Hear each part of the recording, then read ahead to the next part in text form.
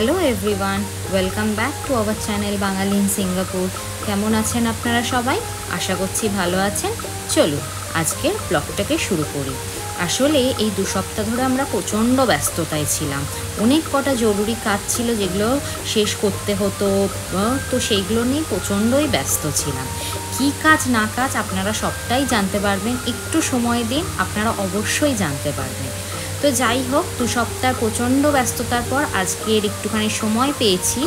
তাও কি সময়টা আমাদের বার করে নিতে হয়েছে, কারণ টুকটাক বাড়ির অনেক কটাই জিনিস কেনা বাকি আছে। যেমন ওয়াইপস শেষ হয়ে গেছে দেখছিলাম, তারপর সাবান, এইগুলো সব একটু ফুরিয়ে গেছে।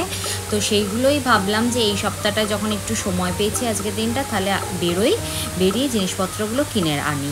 এখন ওই বিকেল 5টা মতন বাজে, যাও রোদ দেখে মনে হচ্ছে না, মনে হচ্ছে এখনও দুপুরবেলা। কিন্তু সিঙ্গাপুরে তো এইরকমই, আপনারা আমার আগের ভিডিওগুলোতে তো দেখেইছেন।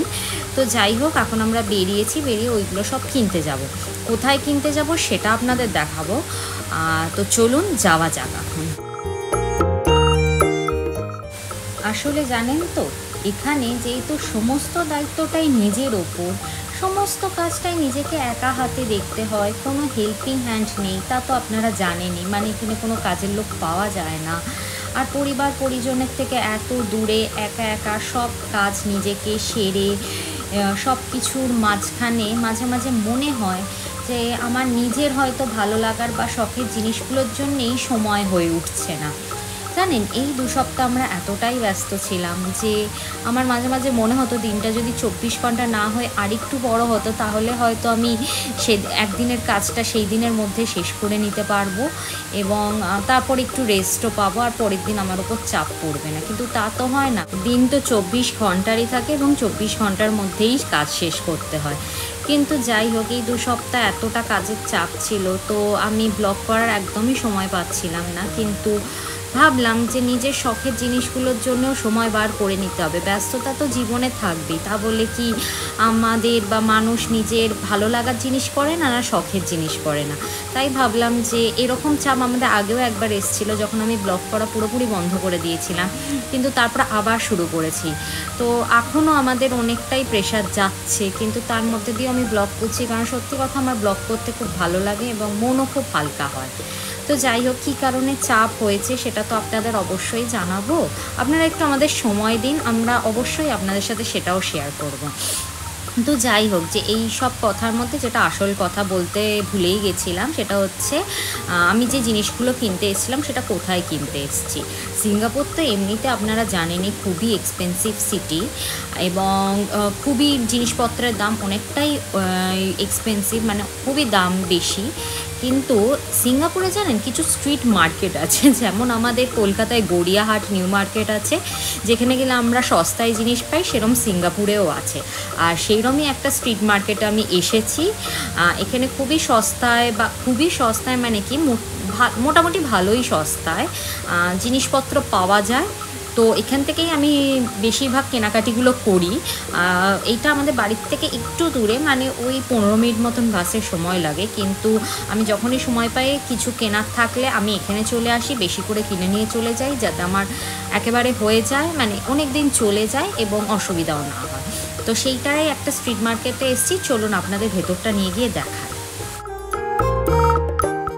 আর এই যে আমরা স্ট্রিট মার্কেটে এসে গেছি, এবং দেখুন দুই দিকে কেমন স্টল বসেছে। এই জায়গাটা এলেই আমার মনে হয় গড়িয়াহাট বা ওই নিউ মার্কেটের দিকে ওই রকম জায়গার একটা মনে হয় যে ওই রকম জায়গায় এসেছি, পুরো ওরকমই লাগছে বলুন। আর এখানে জানেন জিনিসপত্রের দাম বেশ অনেকটাই সস্তা, এবং প্রচুর লোক এখান থেকে মার্কেটিং করেও বটে। অনেকটা সস্তায় পড়ে না, তাই তো করে। আমি তো এখান থেকে অনেক কিছুই কিনে নিয়ে যাই। আমি সাধারণত যেটা কিনে নিয়ে যাই এখান থেকে, যেটা আমার অনেক সস্তা পারে, সেটা হচ্ছে এই বাসন মাজার সাবান, কাপড় কাচার সাবান, তারপর ধরুন বাড়িতে ওয়াইপস লাগে, এই সব টুকটাক জিনিস, বিস্কুট, স্ন্যাক্স, এইগুলো অনেকটাই দেখি এখানে সস্তা পড়ে, প্রায় হাফ দাম পড়ে। যেটা আমাদের বাড়ির পাশে যে সুপার মার্কেটগুলো হয়, ও আমাদের ওখানেও যেগুলো আছে, বা সিঙ্গাপুরে যে ফেমাস সুপার মার্কেটগুলো যেমন ফেয়ার প্রাইস বা সেংসং, তার তো হাফ দামে বিক্রি হয়। এই ব্যাগগুলোই দেখুন না কি সুন্দর, সব ধরুন ওই $10 $12 মধ্যে, কিন্তু এই ব্যাগগুলোই আপনার যদি কোনো স্টোর থেকে কিনতে চান প্রায় $25 $30 কি তারও ওপরে চলে যাবে। তো যাই হোক, আমি এইগুলো সাধারণত বেশি কিনি না, আমি ওই সাবান টাবান কিনি, আর কিছু ফল যদি সস্তায় পাই, যেটা সাধারণত পাওয়া যায়, তো আমি প্রচুর পরিমাণে এখান থেকে ফল আর এই সাবান এইগুলো কিনে নিয়ে যাই।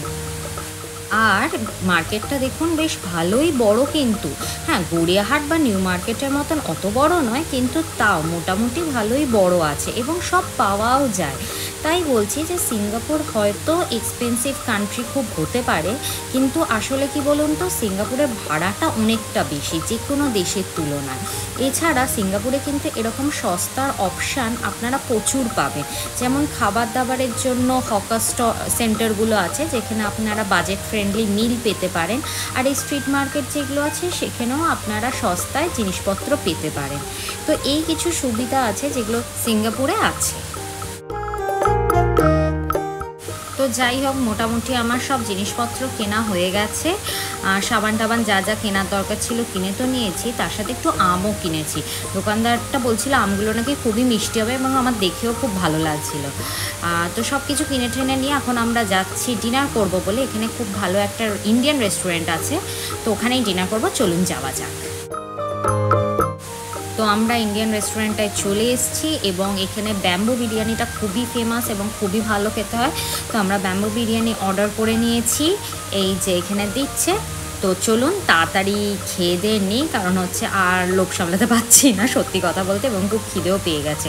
এখন সবে সন্ধ্যে 7টা মতন বাজে, কিন্তু এখানে তো সবাই খুব তাড়াতাড়ি ডিনার করে নেয়, তাই রেস্টুরেন্টও তাড়াতাড়ি বন্ধ হয়ে যায়। তো সাধারণত আমরা বাইরে খেতে গেলে 7টা 8টার মধ্যেই ডিনার করে নিই। তো চলুন তাড়াতাড়ি এবার খেয়ে দিয়ে নিই।